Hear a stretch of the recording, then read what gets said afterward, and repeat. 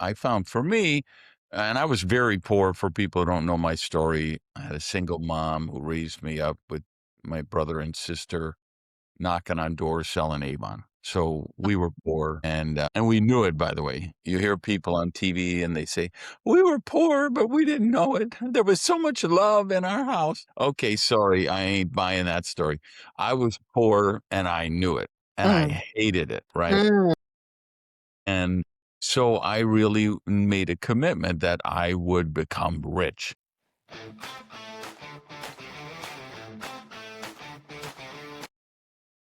Welcome to You're the Boss podcast show. And today I have a guest with me, Randy Gage. I'm very excited to have him with me today because he's got a super interesting story and he's going to impart a lot of valuable knowledge. I know that. So, Randy, welcome to the show. Hey, Ange, great to be on with you. Yeah, you're welcome. So, just tell us a little bit about just the background of who you are for people who don't know you. My work is all about how do we make the world a more prosperous place?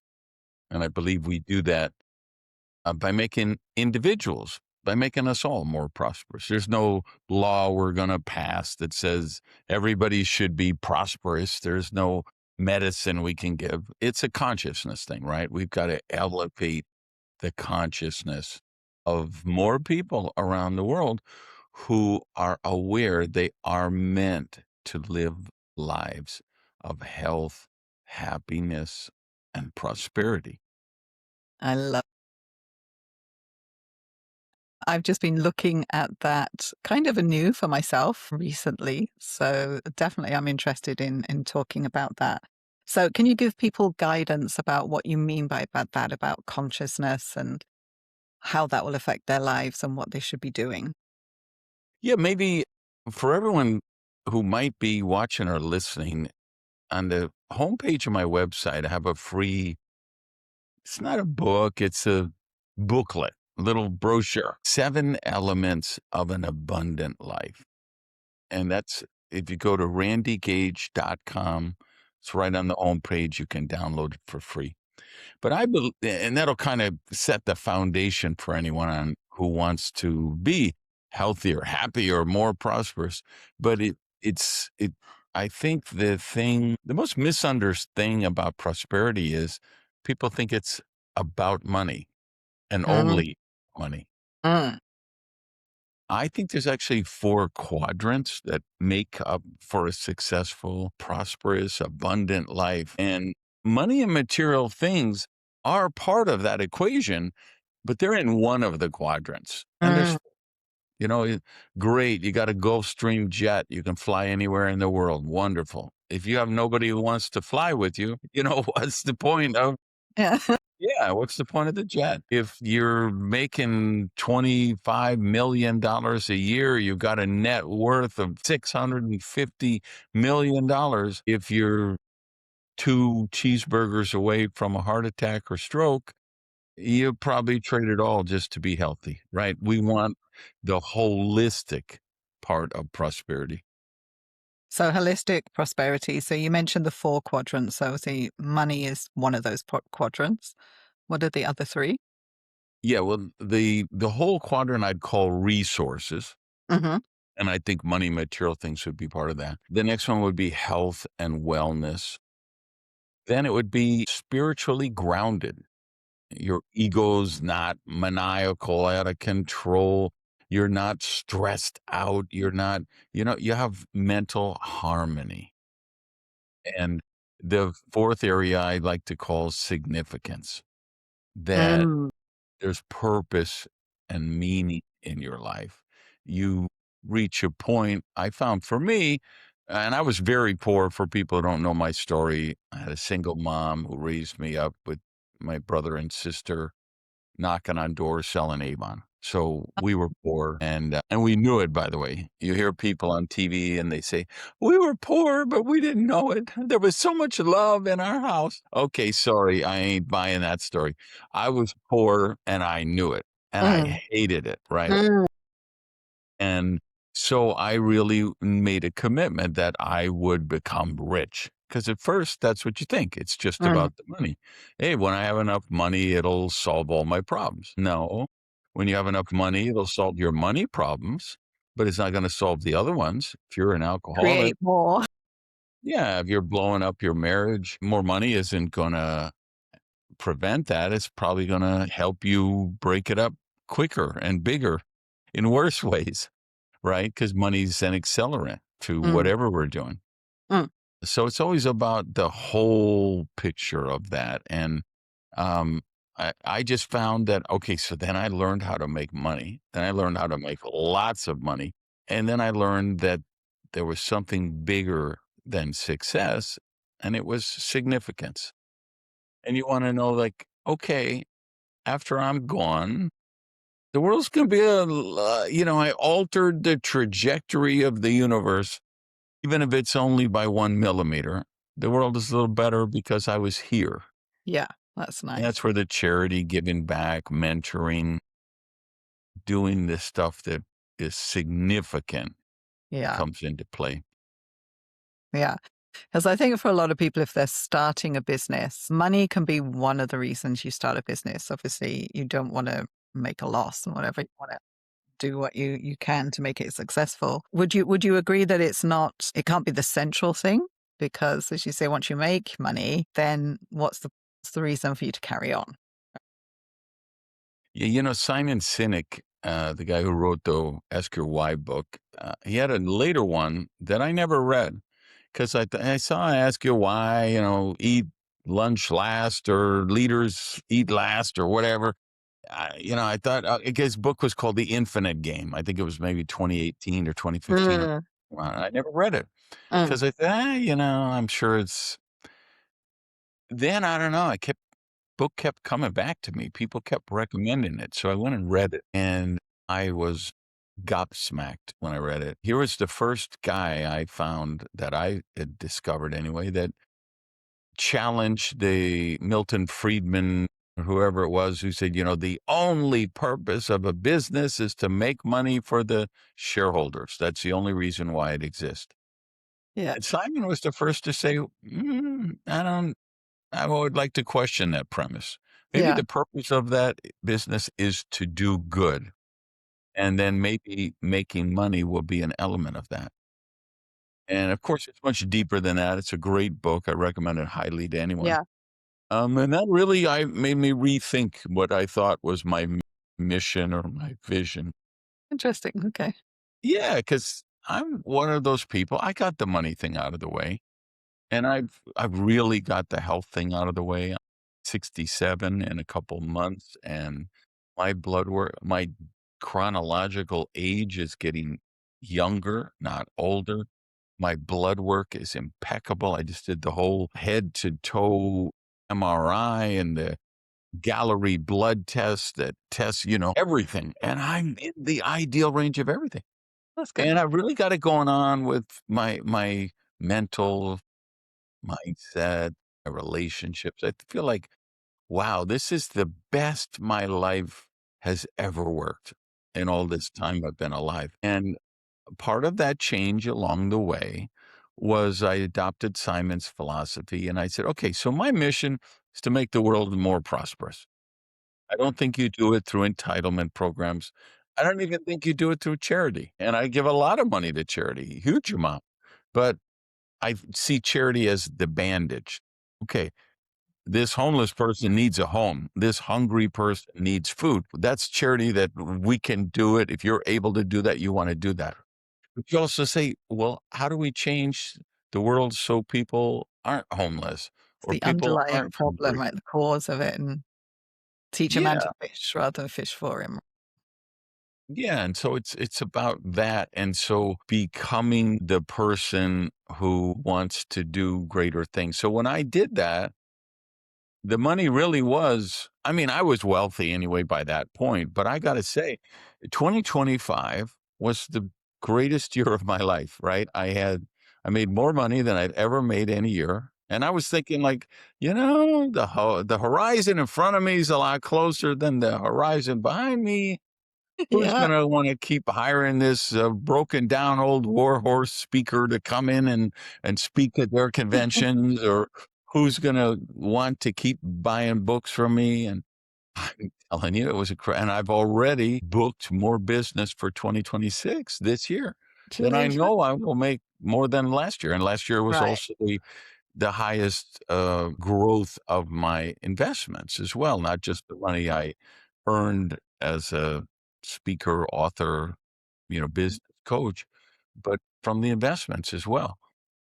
So you get to a point where you're able to, start practicing leverage, and that's a really important part. But again, it all started with the idea of, hey, if I'm doing good and providing value, then the money thing is going to take care of itself. Mm, so they always say. So what shifted for you to make 2025 such a successful year compared to before? I mean, you were obviously a success before, but what was that shift that where everything sort of came together? I did a group training on this with the people in my Breakthrough You program maybe 2 weeks ago. And I was trying to quantify that exact question for them because that's what everybody wants to know. Okay, you had this amazing year. How did you do it? What did you do? What were the steps? What was the breakthrough? And when I really analyzed it, I realized I scaled transformation Hmm. because everything, if we want to manifest a prosperous life, we have to transform. There was a time I lived on $11,000 a year, right? That's where my consciousness was at. For me to go from $11,000 a year to even $50,000 a year required transformation. To go from $50,000 a year to 450,000 a year required transformation. To go to 1 million a year, to go to 10 million a year, whatever your number is, you're not going to get there without transformation. And what I did a couple of things in 2025 that really allowed the scaling. First, I set a much higher to my business, a much Okay. higher basement. Okay. If a couple of great books on scaling are X is better than X Mm, and Who Not How. They're both by Dan Sullivan, the strategic coach guy, and Dr. Ben Hardy. Ben just wrote a new book this last year about scaling called the scaling complex, the scaling something, okay. Dr. Benjamin Hardy. Okay. And you realize I got to set a higher floor. If Mm, I want to go from making $1 million to making $10 million, I can't spend my time the same way I do in the $1 million. What are the things I'm doing that I need to farm out to someone else? So I really adopted that mindset in a big way. I unleashed AI in my business, creating agents to do functions that I was so, doing and to challenge my thinking. yeah. Um, I started reading 1 hour a day. And I said, and I've always been a reader and I've always done some morning reading, personal Yeah. growth, self development. But I just set the rule in late 24 probably that no, I'm going to read 1 hour in a book every day.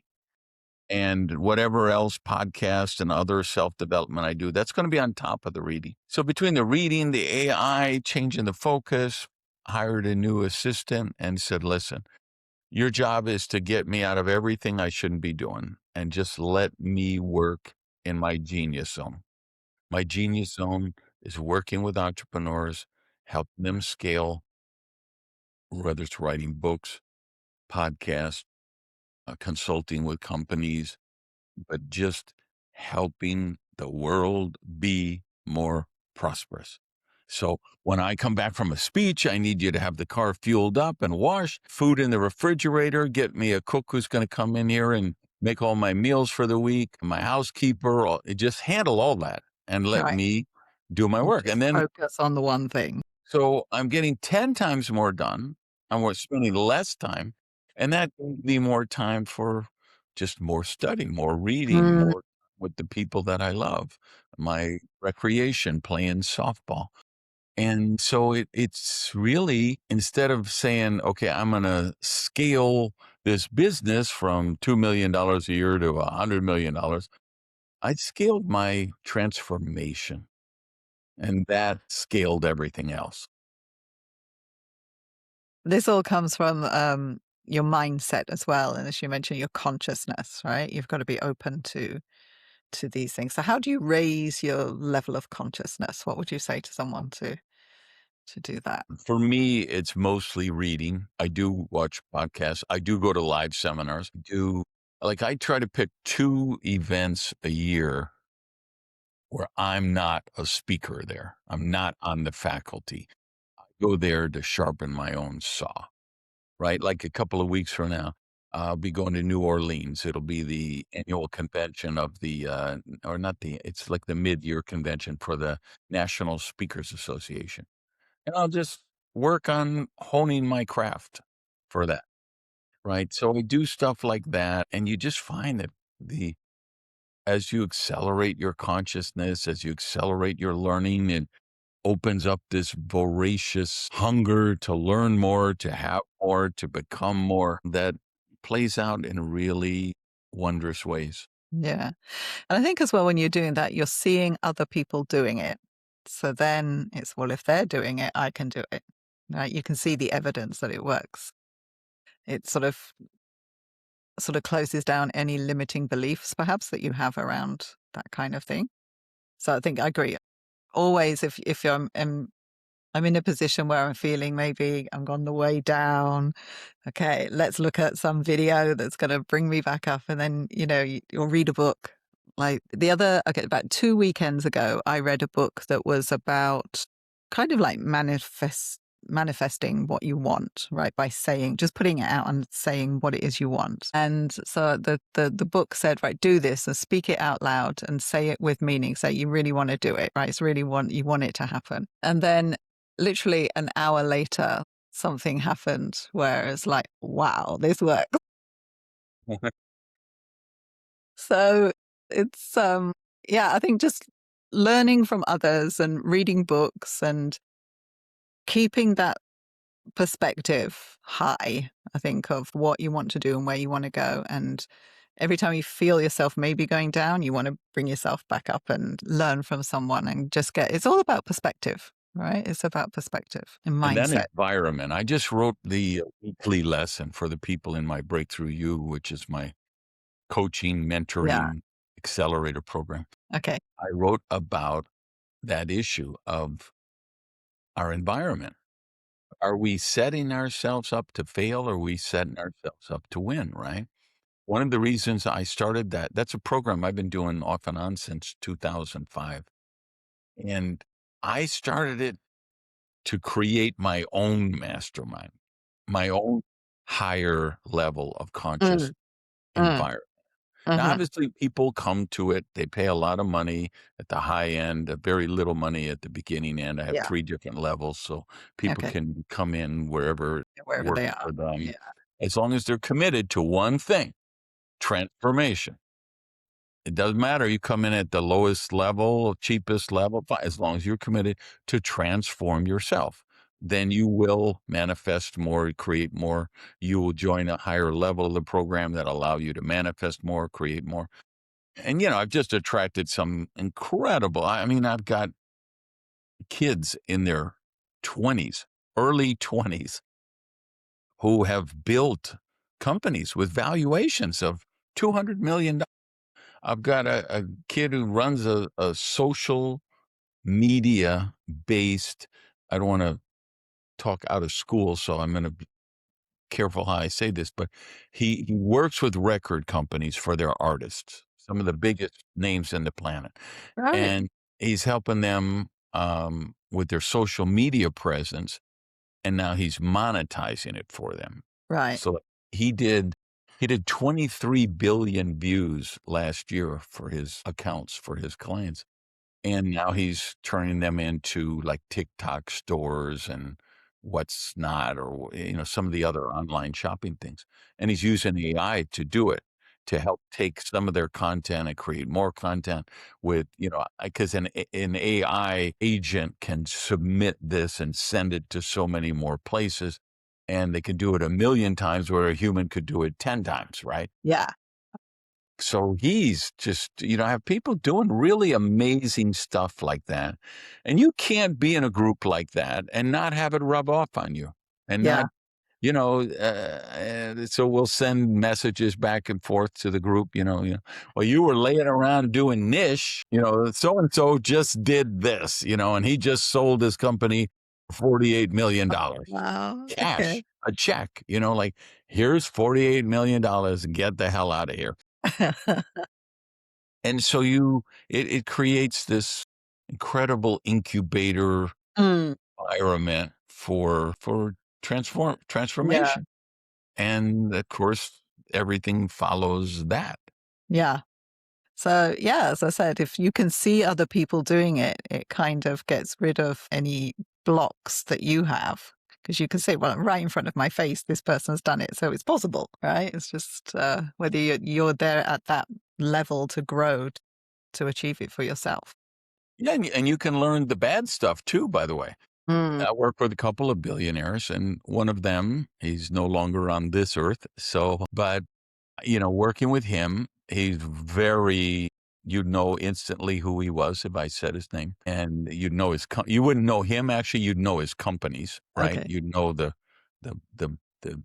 multi-billion-dollar empire he left behind. Okay. And I learned all kind of things about how I would never want to conduct myself in Mm, business or life mm, in the work I did with him. mm.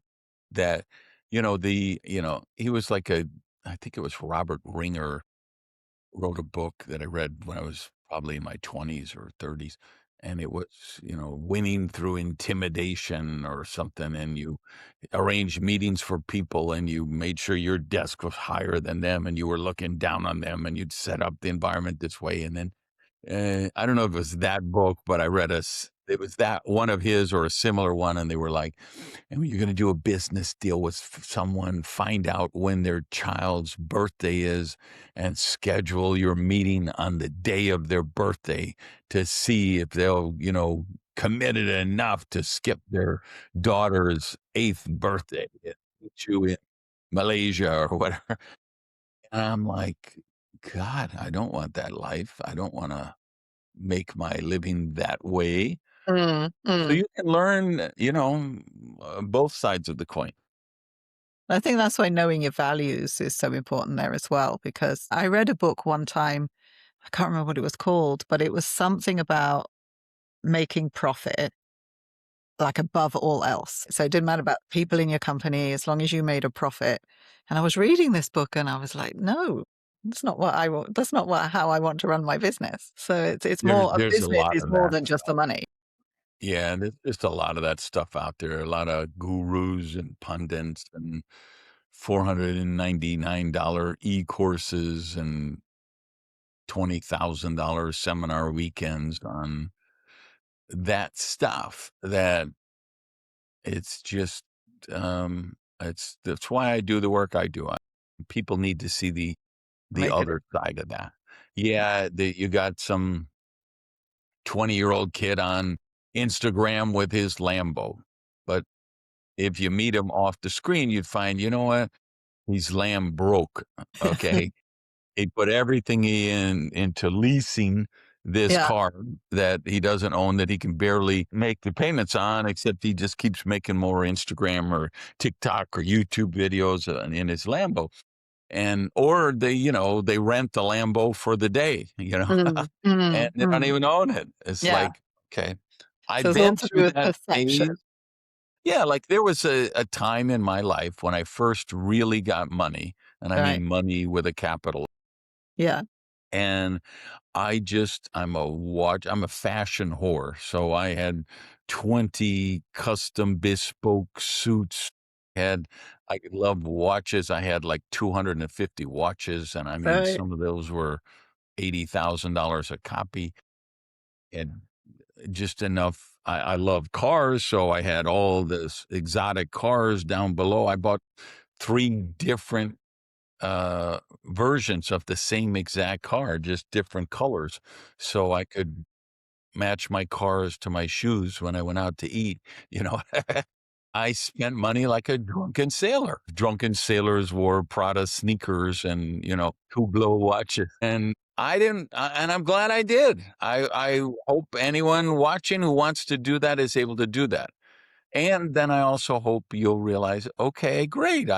In my case, I think I was trying to convince myself that I was never going to be poor again because I had so much negative programming growing up, so many limiting beliefs. And I always was like looking around, waiting for the shoe to drop when somebody's going to say, this is Randy Gage with all this money and this success, this fame. We're going to have to knock him down and take that away because he When you're doesn't trying to deserve that. prove to everyone I did it right. Yeah, and that's what I think happens, and then I learned, okay, I have sussed how to make money. Now I need to suss how to manage money, How how to to be keep a it. good steward, become a good steward for my money, and Yes.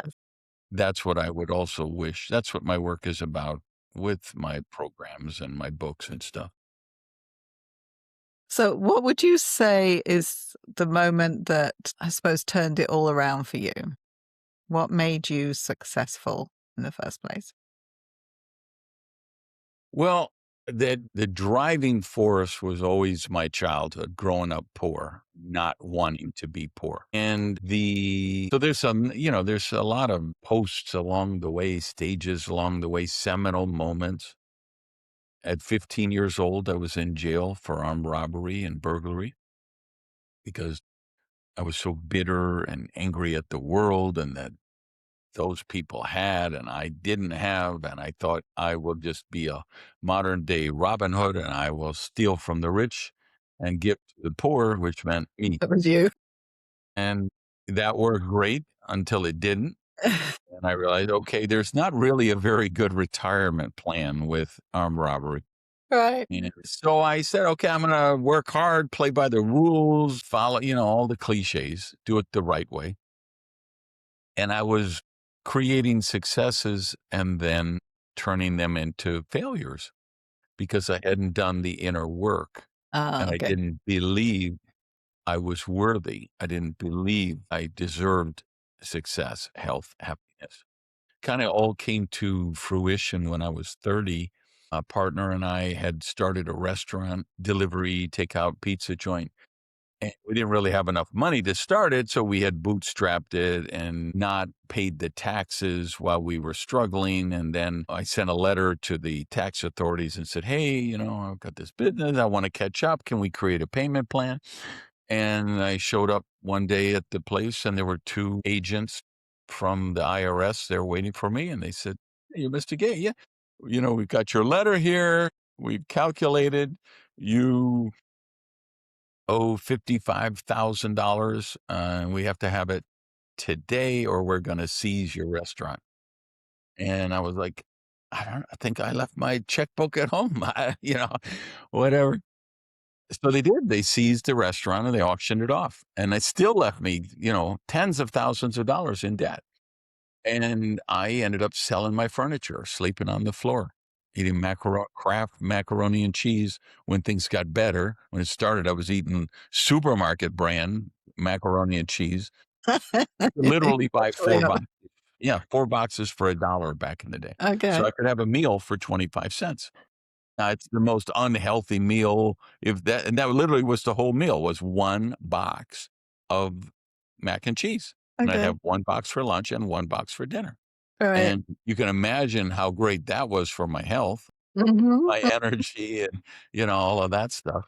But that's when instead of saying, okay, it's the evil people from the IRS who did this to me, I looked inward and I asked a very simple question. I said to myself, okay, you've had like 11 negative, toxic, dysfunctional relationships in a row. You've had multitudes of health challenges, and now you've had several business failures. Is there one person who was always at the scene of the crime? Yeah. Yeah. And when I did that detective work, I mean, I didn't like the answer that I got, but that was the answer I needed to get. And that's what started, which was so I was like 30 when that happened. So Being accountable, 36 right, for your years, yeah, own 36 years actions. since I've just been a student of the principles of prosperity. So it's being accountable for your actions. Yeah, I mean, we all want to blame our Mm, ex-spouse and the mm, government and the mm. economy and the Yeah, COVID and the real estate meltdown and the stock market crash. That's all just bullshit stories we're selling ourselves. Nobody's I mean, I get there are random things that happen. yeah, A meteorite could land on your new BMW tomorrow, and you had no control over that. You did nothing to attract that. It happens, but there are random circumstances, but there are not random lives. So if you're doing like I was doing, where my health, my happiness, my relationships, my money, my mind, everything was crashing down, that's not random. mm, That's we're in control of a lot more. I think 98% of what goes on in our lives is nice. from stuff that we control and choices that we have made along the way. So if someone comes to that realization, right, that they're at the center of it, they're the reason for most of what happens to them, what's the first step then to move forward and change that? You got to recognize the programming that you have. What are the limiting beliefs that you have adopted? For me, I had just adopted money is bad, rich people are evil. It's noble to be a poor person. So I hated being poor, but the suffering of being poor made me feel worthy. And my self esteem was so low at that point of my life that I needed, I was desperately looking for external factors that would show me I was worthy. And by manifesting all these heroic struggles, just the one man fighting the forces of evil who keeps getting hijacked and, cut off and knocked down and beat up. We can buy into those narratives, Yeah. right? And that's what I had done. And you just got to recognize, no, those believe you can be a victim or you can be a victor. Mm, Can't do yeah. both. So Yeah. pick which one you want to do because you can only do one. Can't be Yeah. a little bit pregnant. You're a victim or you're a victor. Which one do you want to do? Nice. And that's when everything changes, where you just say, no, I'm no longer willing to be a victim any longer. Yeah. I call it living above the line or below the line. If you're below the line, you blame everyone, you're the victim. If you're above the line, you take responsibility for your own actions and you live in positivity, really, basically. So that's, yeah. So that's the key to success, right? How much of that is unconscious or subconscious, these limiting beliefs? 90% of it or more might be unconscious, Mm, subconscious. mm, Just I have a book for anybody who wants a deep dive into how mm, you get programmed. I have a book mm. called Radical Rebirth. Okay. How to kill off the stuff of yourself that you don't like Yeah. and nurture and grow the parts of you that you love. And And is this your how book? to reinvent yourself, right?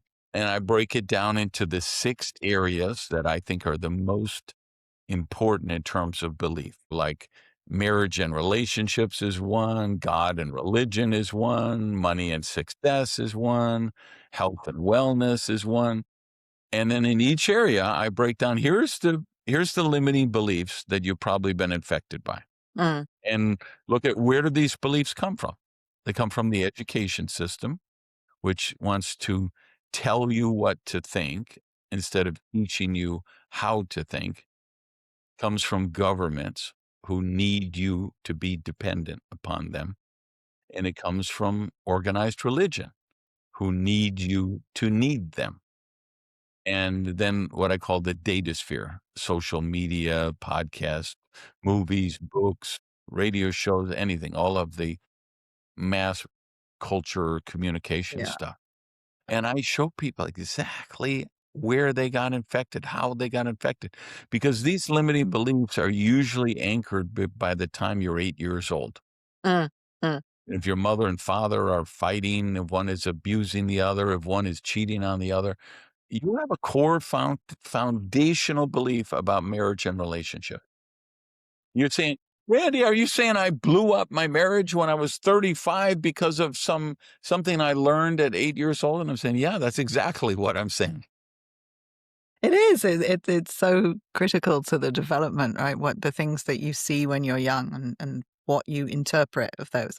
Because things come at you, or this perception, that you can't take everything in. You have to filter what you take in as well. Yeah. And so different people can see the same situation and interpret it completely differently.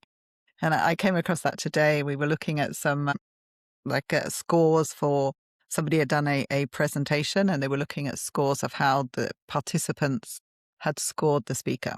And it was like you looked at the results, and most of them were really high. And you've got this one person, it's one, and they've got nasty comments and all this. And it's like, whoa, someone got out of bed the wrong way today.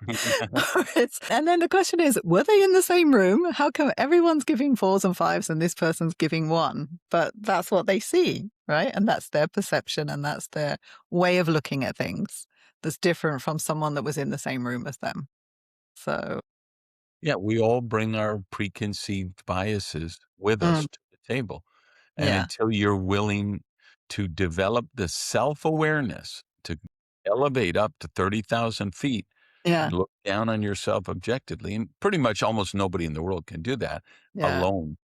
You need that support structure. You need to work on the environment. And in many cases, you need to get therapy with a trained mental health counselor who can went through 3 years of therapy to help me sort through some of those dysfunctional patterns that I kept repeating.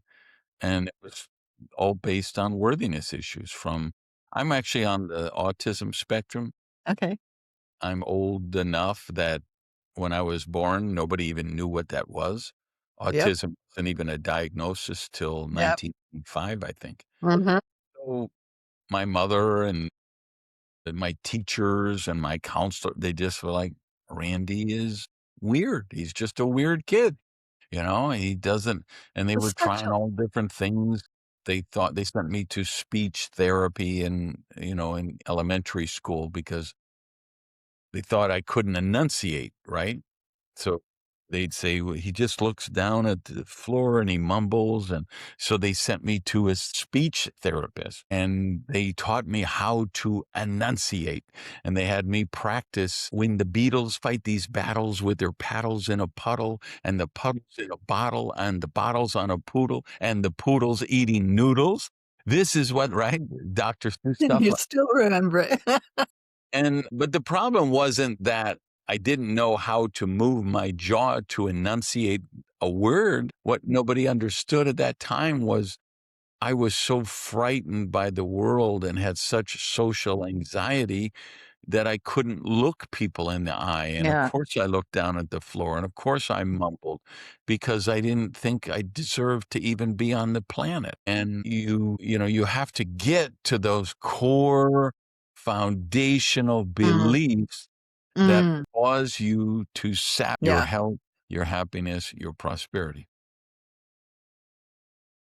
Yeah, I have a friend who she became a primary school teacher, and part of her training to be a primary school teacher, they tested them on, I think it wasn't autism, it was a dyslexia. Right, they tested them all for dyslexia, and 40% of the teacher trainers in the room were diagnosed with dyslexia. And they said that's roundabout right. That's roundabout the average is that people do have some kind of form of dyslexia, but they don't know it. They're not diagnosed with it. And Okay. they go through life probably not being diagnosed with it. And I had a writer once, and she was a beautiful writer. This is in my agency. She wrote so well. I just loved her writing. I loved the way she wrote. But if I left her on her own to plan an article, from start to finish. It was all over the place. It was a mess. And when I went to the Dyslexia Association and I learned from them what are the different forms of dyslexia? How does it show up? And it's basically for girls and boys, it's very different. And for girls, they're usually diagnosed at a later age. They're usually diagnosed in secondary school when that form of writing becomes necessary, right? And then they realize that they can't actually structure an argument together. And so then as I'm listening to this, and I'm like, oh my God, I think she's dyslexic. And she got tested and she was, right? So, and you can go through life not knowing, right? Yeah. Yeah. It's same as an analogy. I don't have depth perception because I'm almost blind in one eye. And Okay. so the other eye dominates. Yeah. And so you're not able to track distances Yeah. away.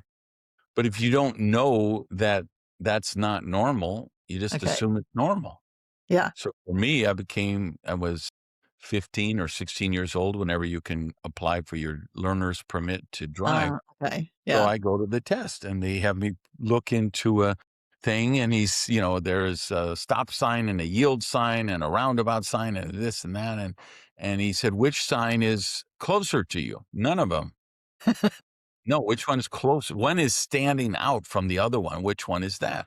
I'm like, no, there's not one standing. So he said, take your head out of the view. He said, you see my hands? Which one is closer? I say, okay, that one. He said, yes, now do that in with the signs. So, okay. So I put my head in. Now, which one is closer? And I said, sir, your machine is broken. None of these signs are closer. And he said, I'm so sorry. You don't have depth perception. I didn't understand, right? I didn't know that. I knew that if I was pouring coffee into this cup, I didn't do it like this because I would spill the coffee. So I always poured it from the top where I could look at it from the side and see when it was coming Right. close. Okay. But I just thought that's what everybody did. Every now and then I'd go and I'd reach for a door handle and I didn't reach far enough. Right. But I just thought that's what everybody did. Right. So you get these limiting beliefs, this limiting view of the world, and you just assume this is, it's like people who are colorblind, right? People who are deaf, people who are blind, right? That's all they know. They don't know there's another thing and that other people may have other experiences. Yeah. And we do that with these limiting beliefs, beliefs that just we sell to ourselves and we don't even know we sold them. That's an interesting way to describe it. That's really good. Well, Randy, thank you so much for today. It's been fascinating talking to you. And everyone can find the books that you mentioned as well will be on your website, randygage.com. Yes. Is that right? Yep. So I'll put the link below. So if you're listening to this or wherever you're reading it or watching it or listening to it, then the link will be there. So you can go to Randy's website and check him out. So Yeah, and thank you. I will it's not up now while you and I are talking, but hopefully when this It will be. is out in the world, Yes. 16th book, which is the one I'm the most excited about. It's called Nice. Wealth Without Apology. That Nice. should have a Okay. publication date where you could pre-order it. Oh, So fantastic. I look shall on order that. Amazon.com or look on my site.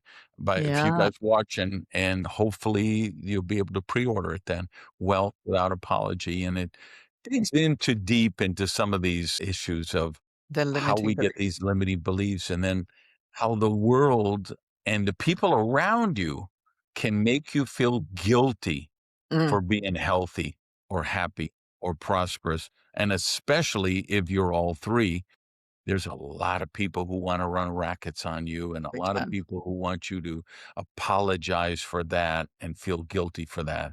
And Pull so you this down. book will really blow up all that nonsense and allow Nice. you to manifest the kind Okay. of life you want. I've heard people in Australia call this the tall poppy syndrome. Tall poppy syndrome. Exactly. Whatever the tallest flower is the first one that gets cut. Yeah. Yeah. People just think if I just stay low, keep my head below the cubicle, hey, That's no way to live your life. That's not exactly. Yes. Okay, Randy. So thank you so much for today. It's been wonderful to have you on. All right. Thanks for bringing me in and everybody watching and listening. Peace. Thank you for listening to the show today. And if you've liked what you've heard, then do subscribe to the channel wherever you see it, wherever you're watching it. And if you're on YouTube, ring the bell so that you can get notified when we upload another episode so you don't miss the episodes as they come up.